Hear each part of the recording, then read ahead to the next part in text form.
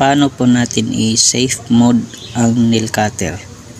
So sa nakikita mo guys, ito po yung sa gitna guys, nakabunganga po yan guys.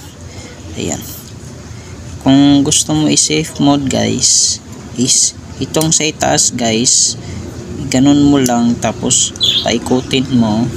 Ayan, bali ibaba mo, ikutin mo siya guys, tapos pindutin mo lang to guys, pindutin mo lang to.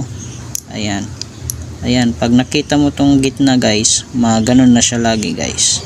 Ayan, pindutin mo lang to, tapos sabay tulak pa itaas, pindutin tapos tulak.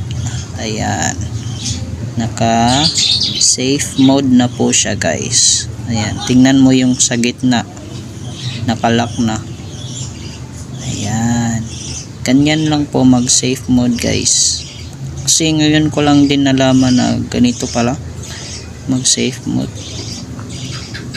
Sobrang tagal na. Sa nakikita nyo guys, sobrang luma na po itong nail cutter namin guys, pero okay pa rin. So yan lang guys, salamat sa panonood, God bless.